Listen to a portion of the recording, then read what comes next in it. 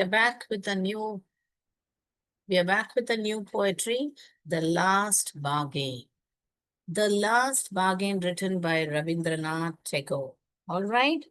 तो अभी ये लास्ट तो हमको पता है कि आखिर है, मगर बार्गेन माने क्या है? बार्गेन तो आपने सुना होगा बेटा। बार्गेन यानी जब आपकी बार्गेन तो आपने आपके मम्मा पापा के साथ जब मार्केट जाते हो या कुछ खरीदने जाते हो तो देखा होगा कि आपकी मम्मा पापा जो है उनसे आ, क्या बोले, बार्गेन करते हैं, यानी कि मोल भाव करते हैं। जब कोई चीज हो, बोलते हैं ये पेन 10 रुपए का है, तो बोलते हैं चलो 8 रुपए का दे दो, या 7 रुपए का दे दो, ऐसे बार्गेन करते हैं ना। तो बार्गेन माने क्या? मोल भाव करना, ऐसा। ओके। तो यहाँ पर क्या हम बार्गेन के बारे में सीखने वाले हैं, और ऐसे क्यों बताया गया द लास्ट बार्गेन, कि आखिर बार्गेन करके बताया गया है। तो ये बहुत ही सुंदर एक कविता है, जहाँ पे आपको एक पोएटिक डिवाइस यूज किया गया है, सिंबॉलिज्म।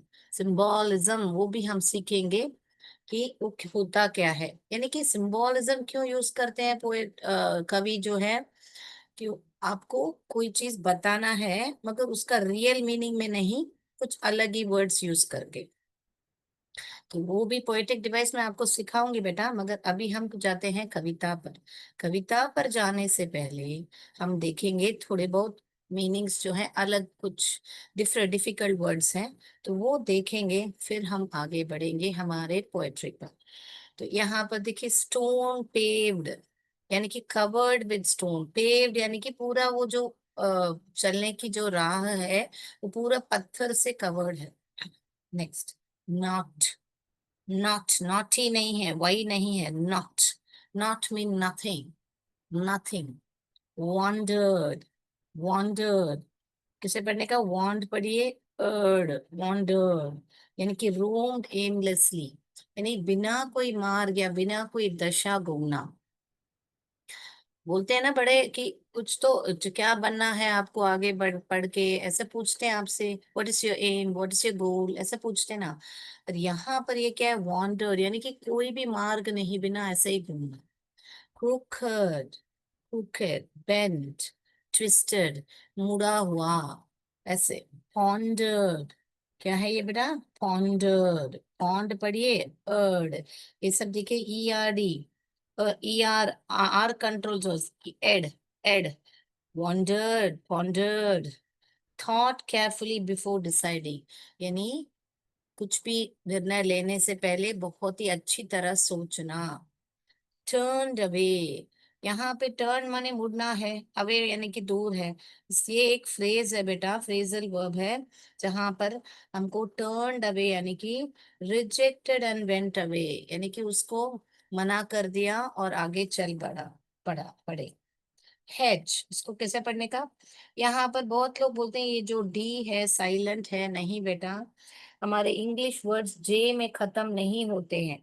आप देख लीजिए कहीं भी हो, फ्रिज, फ्रिज ऐसे थोड़े लिखते हैं ज, हम क्या लिखते हैं? इस ज के बदले ये DGE लिखते हैं। क्या लिखते हैं? DGE लिखते हैं। तो वो सब भी फोनिक्स में हम थोड़ा थोड़ा करके पढ़ेंगे बेटा, मगर अभी मेंशन हो रहा है तो मैं बता देती हूँ कि इंग्लिश के जो वर्ड्स हैं ये ज साउंड में खत्म नहीं होते हैं, जैसे कि फ्रिज, ब्रिज, लेज, ऐसे वर्ड। सो सब में देखिए ज खत्म हो रहा है, हम मगर DGE लिख रहे हैं। तो यहाँ पर भी यही हुआ है, हेज, यहाँ पर हेज। तो हम हेज ऐसे थोड़े लिखते हैं, ह ए ज, ऐसे नहीं लिखते ना बेटा हम। ज साउंड आया तो ज के बदले हमने DGE लिखा। ओके बेटा, तो इसको तीन स्वर ही है यहाँ पर, एक दो तीन, तीन स्वर है, हेज। इसको कैसे पढ़ने का? Hedge. Hedge, a fence of bushes. तो एक जैसे कि एक जब कोई यहाँ पे लगाते हैं ना बेटा फेंस, फेंस लगा के, यहाँ पर फेंस जहाँ बुशेस से होता है, मगर हम लोग तो वायर से या कोई लकड़ी से हम फेंस घेरा बनाते हैं, मगर ये जो है बुशेस से बना हुआ है, अ फेंस ऑफ बुशेस, उसको ही हेज बोलते हैं। ओके बेटा, घेरा बनाते हैं ना। अभी हम जाएंगे बाकी मीनिंग्स को देखने के लिए। नोट तो थोड़ा सरका लिया है, वेरी गुड।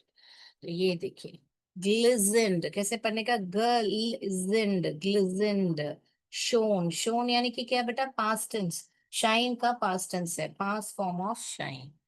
ग्लिजेंड, ग्लिजेंड। ग्ल, ग्ल, ग्ल, इज, इट ही जो है साइलेंट है, ग्लिजेंड। वेवर्डली, ये वे पढ़ो, वर्डली, वेवर्डली। वेवर्डली माने क्या बेटा, डिसोबीडियंटली और not in a proper manner, यानी कि कोई भी, जैसे हम यहाँ इस पोएट्री में आपको सागर की लहरें जो हैं अपने मर्जी से ऊपर नीचे होते हैं ना, तो उसको ही यहाँ पर जिक्र किया है वे वर्डली। तो हम वो पढ़ेंगे कॉन्टेक्स्ट।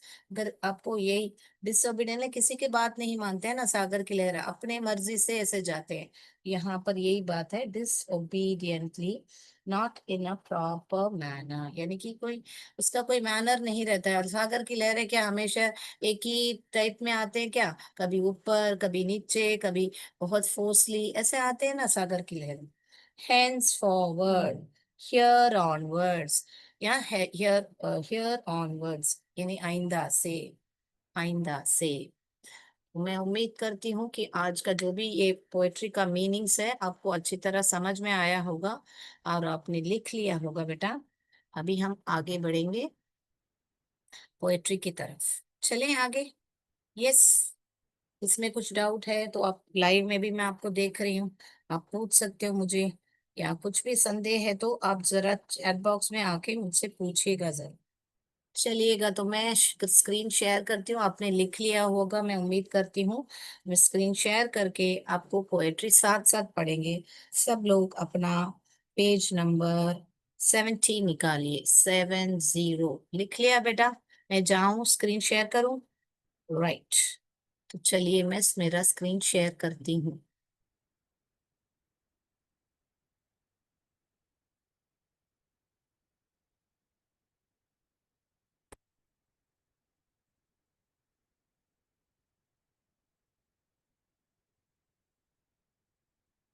अभी देखेंगे हम, स्क्रीन शेयर किया है मैंने, दिख रहा है बेटा स्क्रीन आपको। चल, तो अभी आगे पढ़ेंगे हम। द लास्ट बार्गेन शुरू करने से पहले आपको एक पैराग्राफ वहां पे दिया है, वो पैराग्राफ भी मैंने यहाँ पे लिख के रखा है, और आगे बाद में पोएट्री पे जाएंगे। ये पोएट्री के लाइंस नहीं है, वो पैराग्राफ के लाइन है। The last bargain, a bargain is an dash is an agreement, एक दूसरे को एक एग्रीमेंट बना लेते हैं। यानी कि क्या होता है, एक एम्प्लॉयर होता है और एक एम्प्लॉई होता है। एम्प्लॉयर जो काम देने वाला है, एम्प्लॉई यानी कि जो काम करता है। ओके, तो a bargain is an agreement in which both parties promise to do something for each other, यानी दोनों पार्टी, आमने वाला सामने वाला, दोनों भी एक एग्रीमेंट में आते हैं कि मैं तुमको कुछ दूंगा, तुम मेरे लिए कुछ करना, ऐसा। यहाँ पर ये जो बार्गेन है, यहाँ पे जाके खरीदने वाली बार्गेन की बात नहीं की जा रही है आपको। एक ये क्या पोएट्री कैसे है, तो एक बेरोजगार है, एक जिसको काम नहीं है उसको बेरोजगार कहते हैं। वो काम ढूंढ रहे हैं, और उसके साथ क्या होता है वही सफर हम देखने वाले हैं। Someone is looking for work, waiting to be hired, यही मैंने अभी बताया कि someone यानी कोई तो है कि काम ढूंढ रहा है, waiting to be hired, hired यानी कि क्या बेटा, नौकरी पे जब हम किसी को ले लेते हैं उसी को ही hired बोलते हैं। यानी कि you are hired, उसका मतलब जैसे कि काम से निकालना है तो you are fired बोलते हैं, fired यानी कि तुमको काम से निकाला गया है। you are hired, hired यानी तुमको काम पे ले लिया गया है। Okay, बेटा, he strikes a bargain but thinks it worthless. He strikes a bargain but thinks it worthless, यानी कि ये ही कौन है, यहाँ पर जो someone की जिक्र किया गया है ना, कि someone कोई तो काम ढूंढ रहा है और इंतजार कर रहा है कि उसको काम पे ले लें। तो उसको he strikes a bargain but thinks it's worthless. Strikes माने कोई तो मिल गया उसको कि काम पे लेने के लिए, मगर उसको लगा वो काम है ना मेरे लिए नहीं है, वो एक बेकार चीज है, वर्थलेस है, ऐसे उसको लगा. He tries twice again but doesn't like either. तो वो जो आदमी, ये जो समवन है ना, कोई तो जो है ना, वो है ना वापस दो बार, ट्वाइस यानी कि दो बार ट्राई करता है, but he doesn't like either. दोनों भी, ईदर यानी कि ये भी पसंद नहीं है वो भी पसंद नहीं. Finally in the last bargain when he is hired for nothing, यानी कि जब लास्ट बार्गेन आता है, वो बोलते हैं मैं तुमको कुछ नहीं दूंगा. क्या बोला मैंने? Finally in the last bargain when he is hired for nothing what ever, यानी कि कोई भी चीज मैं तुमको नहीं दूंगा, यानी कि जब काम करते हैं ना बेटा तो हम, कोई तो हमको पैसा देगा, करेक्ट ना. तो यहाँ पर देखिए, he is happy as never before. उसको जब बोला कि मैं तुमको कुछ भी नहीं दूंगा मगर तुमको मेरे लिए काम करना पड़ेगा, फिर भी वो बहुत खुश था. ऐसा क्या बार्गेन मिला होगा बेटा उसको? What is the bargain and why is it the best? वो यहाँ पर लाइन पूछा है कि उसको आखिर में जो बार्गेन मिला, वो बहुत ही, उसको कुछ नहीं मिला उसमें, मगर वो बहुत हैप्पी था. तो यहाँ पर एक सवाल है, what is the bargain and why is it the best? बोल रहे हैं, ऐसा क्या बार्गेन था जो, और वो क्यों सबसे सर्वश्रेष्ठ है, ऐसा करके पूछो. ठीक है, तो चले चलते हैं हम आगे, पोएट्री पे पढ़ते हैं कि देखते हैं ऐसा क्या उनको बार्गेन मिल गया कि वो बहुत खुश हो गए. जो स्पीकर हैं, यानी कि जो गाँव बेरोजगार एक आदमी है, उसको ऐसा क्या मिला जो वो खुश खुश हो. चले हम, चल. नाउ अभी शुरू हो रहा है आपका poetry. Come and hire me, I cried while in the morning I was walking on the stone paved road. तो मैंने बुलाया, पुकारा, come and hire me, आओ मुझे है ना काम पे ले लो. I cried यानी कि यहाँ पे रोना नहीं है, यहाँ पे चिल्ला के बात करना है को. I cried while in the morning, तो यहाँ पे ध्यान देने की बात है बेटा, अभी सुबह का समय है, और वो है ना ऐसा चिल्ला के बोल रहे हैं कि मुझे आके काम पे ले लो. और वो कहाँ चल रहे थे? I was walking on the stone paved road. मैंने स्टोन पेव्ड का मीनिंग आपको बोर्ड पे बताया गया है बेटा, कवर्ड विद स्टोन, यानी स्टोन से पूरा भरा हुआ रोड था और उस पे चल के वो बोल रहा था. फिर क्या हुआ? Sword in hand the king came in his, king किस में आते हैं? रथ में आते हैं ना, चैरियट. इसमें यह देखिए सी एच जो है च च च का साउंड कर रहा है, ध्यान दीजिए बेटा. चैरियट, हम इसको कैरियट या शैरियट नहीं पढ़ते, हम इसको चैरियट पढ़ते हैं. सी एच में थ्री साउंड्स मैंने सिखाया हुआ आपको, right? Sword in hand, the king came in his chariot. He held my hand and said, I will hire you with my power.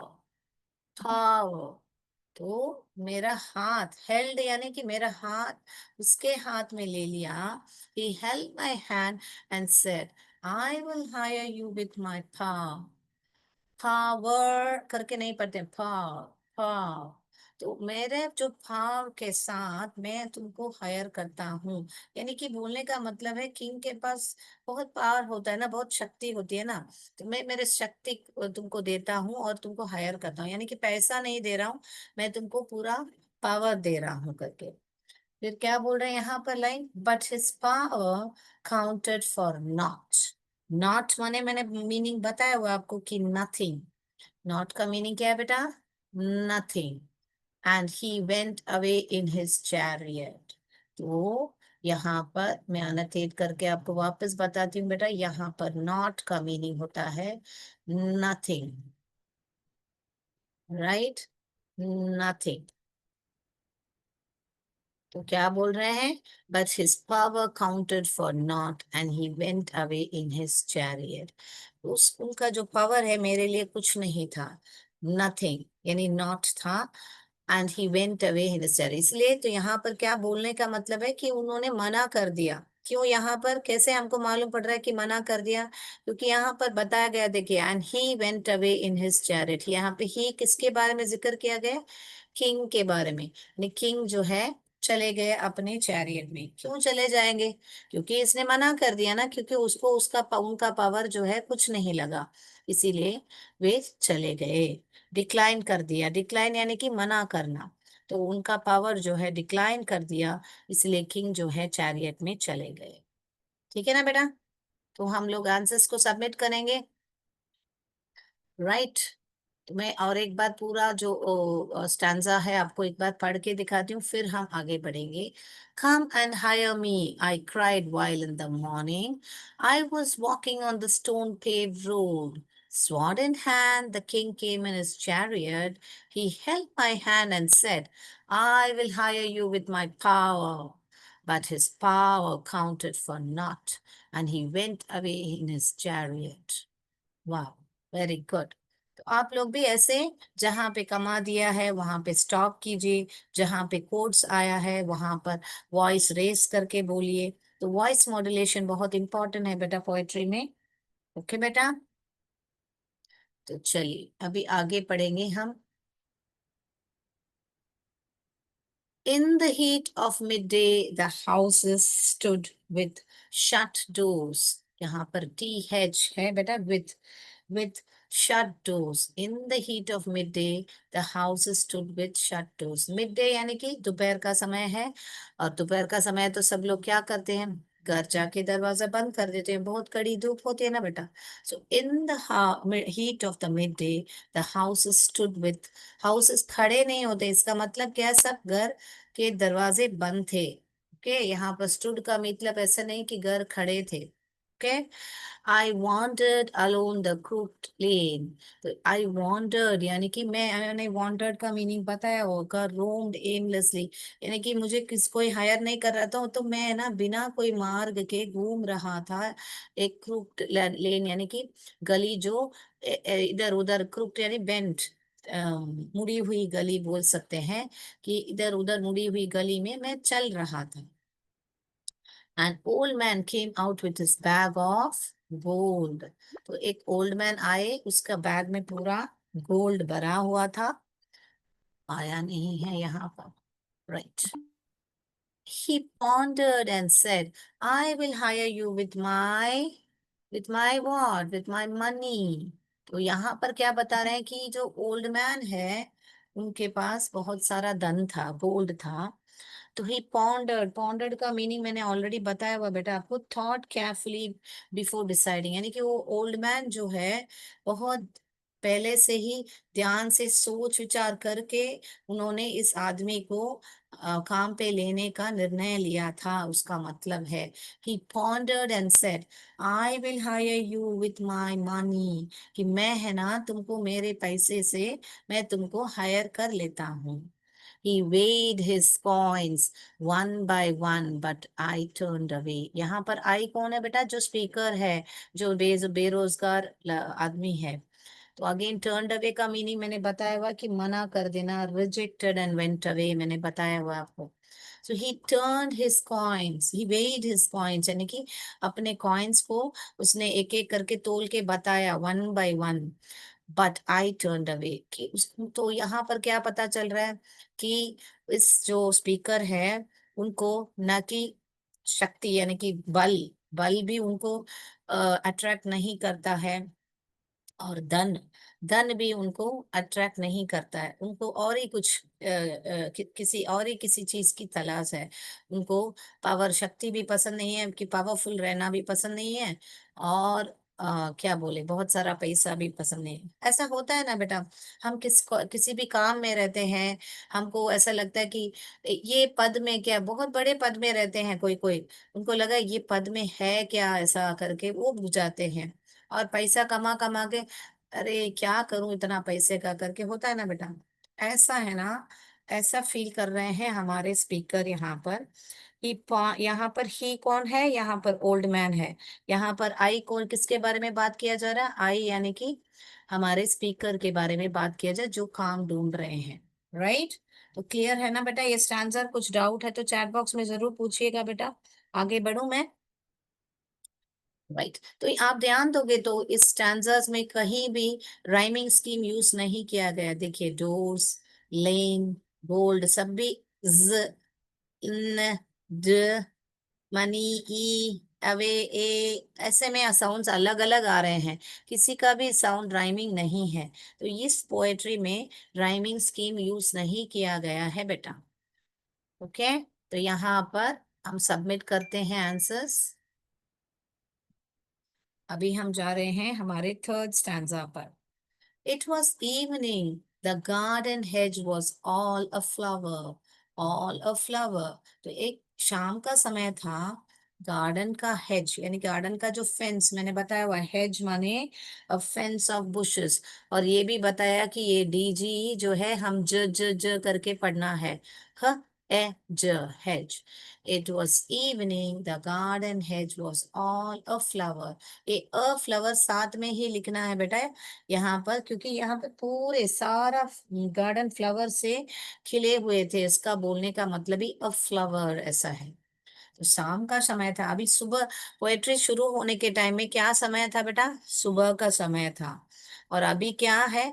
और सेकंड स्टैंजा में क्या है? दोपहर बता रहे हैं, क्योंकि उस टाइम में क्या बोले, सब दरवाजे जो हैं बंद हैं। आपको और एक बार दिखा देती हूँ। यहाँ पर देखिए, पोएट्री शुरू करने के टाइम में क्या समय था? मॉर्निंग था। ओके, और यहाँ पर देखिए मिड डे बता रहे हैं, क्या थी? दोपहर का समय था सेकेंड स्टैंजार में।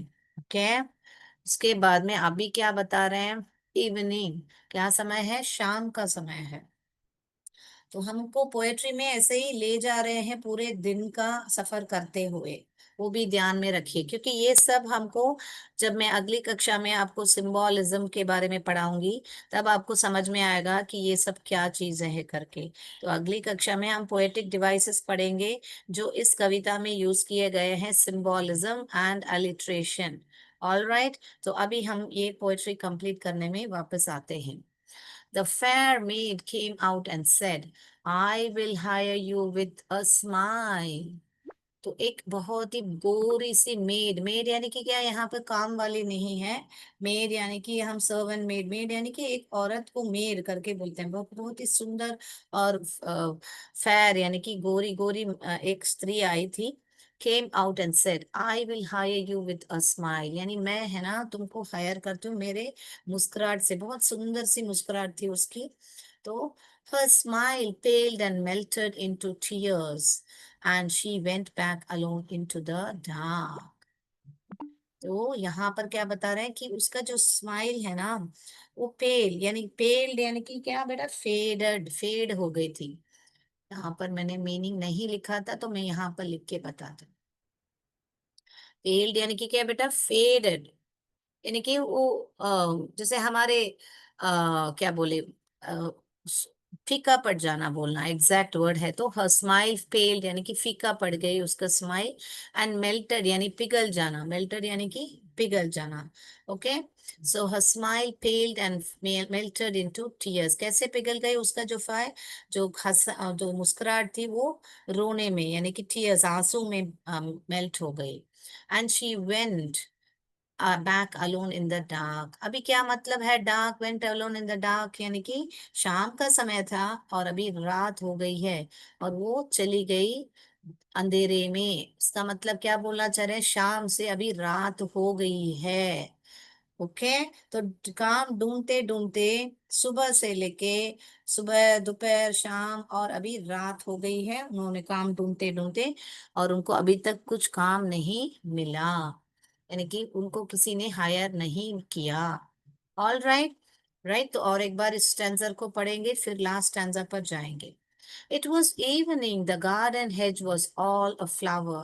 The fair maid came out and said, I will hire you with a smile. Her smile paled and melted into tears, and she went back alone into the dark. All right, I hope you all are clear with the concept of, okay, let us submit it and go to the next stanza.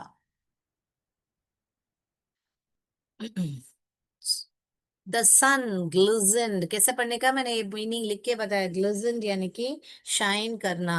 यहाँ पर the sun shone यानी कि past tense of shine. The sun glistened on the sand and the sea waves, क्या हुआ, सी waves broke वेवर्डली। तो यहाँ पर अभी क्या बता रहे हैं, पिछले स्टैंजा में क्या बताया कि रात हो गई है, शाम से रात। अभी क्या बता रहे हैं, यानी कि अगला दिन हो गया है। तो एक पोएट्री में पूरी एक दिन का खत्म कर दिया, वापस एक नया दिन का शुरुआत। तो यहाँ पर क्या बता रहे हैं कि उनका जो भी एक दिन का स्ट्रगल था खत्म हो गया, अभी एक नई शुरुआत हो रही है। उस बोलने का मतलब है, कवि का बोलने का मतलब क्या बेटा, the sun glistened on the sand, यानी कि मिट्टी में जो सन है वो शाइन होने लगा। And the sea waves broke waywardly, जो सा, तो यहाँ कहाँ पे है वो सी वेव्स, बीच में खड़े हैं, समुद्र के किनारे खड़े हैं, उसका मतलब है सी वेव्स ब्रोक वेवर्डली, यानी कि जो सागर है, मैंने बताया हुआ मीनिंग आपको, वेवर्डली। वेवर्डली माने क्या, not in a proper manner. तो सागर की जो लहर है, क्या वो हमारी बात सुनते हैं, ऐसे वैसे ऐसे वैसे कैसे भी जाते हैं ना, लहर जो है ऊपर नीचे आगे पीछे ऐसे जाते हैं। तो इसलिए यहाँ पर वर्ड यूज किया है waywardly. A child sat playing with, child किसके साथ खेल रहा था, शेल्स के साथ खेल रहा था। बीच में होते हैं ना बेटा, में बहुत सारे शेल्स होते हैं। तो जो एक बच्चा है, छोटा सा बच्चा, बालक, आपके बुक में चित्र दिया गया है बेटा, वो खेल रहा था। He raised his head and seemed to know me and said, उसने अपना raised his head यानी कि अपना सर ऊपर किया, and seemed to know me माने में उसको ऐसा लगा कि वो उनको जानता है। In seemed to know me and said, और उस बालक ने बोला, I hire you with nothing। और उस बालक ने क्या बोला बेटा, मैं है ना तुमको काम पे लेता हूं मगर मैं कुछ नहीं दूंगा। I hire you with nothing। From henceforward, that bargain struck in child's play made me a free man. It's written by Rabindranath Tagore। तो क्या बता रहे, लास्ट लाइन हम पढ़ेंगे, देखिए वापस। From hence forward that bargain struck in child's play made me a free man. तो ये जो हेंस फॉरवर्ड मैंने मीनिंग बताया वो आपको, हियर ऑनवर्ड्स यानी कि हेंस फोर्थ भी बता सकते हैं हम। दी आइंदा से, वो जो बार्गेन, जो ये बार्गेन, क्या बार्गेन हुई बेटा, कि मैं लेता हूं तुमको काम पे मगर तुमको कुछ नहीं दूंगा। वो जो बार्गेन जो चाइल्ड का है ना, चाइल्ड्स प्ले यानी वहां पर क्या, मेरे साथ खेलने का। वो चाइल्ड क्या मांग रहा है, क्या करने के लिए काम, उनके साथ खेलने की काम। तो वो ही बार्गेन है उनका। तो struck in child's play made me a free man. तो वो जो बात है ना, मुझे है ना एक आजाद आदमी जैसे बना दिया, क्योंकि मुझे उसका बार्गेन बहुत अच्छा लगा। क्यों बेटा अच्छा लगा, क्योंकि उसको, ही इज नॉट आंसरेबल, उनको कोई भी उनको जवाबदारी नहीं है उसको। वो आजाद रह सकते हैं, खेल सकते हैं उस बच्चे के साथ। और उस बच्चे का जो इनोसेंस, इनोसेंस यानी कि बहुत ही जो उसे बच्चे ही बोल सकते हैं ऐसा कि बड़े है ना, जो भी है कुछ है तो मैं तुमको ये देता हूँ तुम वो करो करके। तो एक बार्गेनिंग और एक बीच में एग्रीमेंट कर लेते हैं, मगर यहाँ पर वो कुछ भी नहीं चाहता है रिटर्न। वो बोलता है तुम भी कुछ मेरे साथ खेलो, तुमको कुछ नहीं दूंगा। Very good. तो हमारा समय भी होने वाला है बेटा। सो वापस ये एक लाइन पढ़ेंगे, the sun glistened on the sand, the sea waves broke waywardly, the child sat playing with shells, he raised his head and seemed to know me and said, I hire you with nothing, from henceforward that bargain struck in child's play made me a free man। All right, we'll submit. It's a very beautiful poetry, beta. Yes. So, all right. तो हम answers को एक बार show करके पूरी कविता एक बार पढ़ लेंगे बेटा, फिर बाद में हम लोग आगे बढ़ेंगे। तो यहाँ से हमारी कविता शुरू हो रही है, यहाँ से। Come and hire me, I cried while in the morning I was walking on the stone paved road. Sword in hand, the king came in his chariot. He held my hand and said, I will hire you with my power. But his power counted for naught and he went away in his chariot। तो पहले स्टैंजर में हमने देखा कि king जो है higher करना चाहते हैं उनके पावर से, मगर हमारे जो स्पीकर हैं वो डिक्लाइन कर लेते हैं क्योंकि उनको उनका पावर उनके लिए कुछ नहीं मायने नहीं रखता है। In the heat of the midday, the houses stood with shut doors. I wandered along the crooked lane. An old man came out with his bag of gold. He pondered and said, I will hire you with my money. He weighed his coins one by one, but I turned away. तो second स्टैंजर में दोपहर हो गई है और एक बूढ़े बुजुर्ग आदमी आके उनको अपना पैसा दिखा के वो उससे उनको हायर करना चाहते हैं, मगर ये स्पीकर जो है उनको इनको भी डिक्लाइन कर देते हैं और वे भी चले जाते हैं। थर्ड स्टैंजा में क्या देखते हैं? It was evening, the garden hedge was all aflower. The fair maid came out and said, I will hire you with a smile. Her smile paled and melted into tears, and she went back alone in the dark. तो शाम का समय था, पूरा garden में flowers से भरे हुए थे और एक सुंदर सी कन्या आई और बोली मैं तुमको अपनी मुस्कुराहट से हायर करती हूँ। मगर उनको लगा ये भी थोड़े समय के लिए रहेगा। बाद में उसकी मुस्कुराहट उसने ने देखा कि वे आंसू में बहती जा रही है, इसलिए वो अंधेरे में चली गई। ओके, यहाँ पर लास्ट आंसर में क्या बता रहे हैं? The sun glistened on the sand and the sea waves broke waywardly. A child sat playing with shells. He raised his head and seemed to know me and said, I hire you with nothing.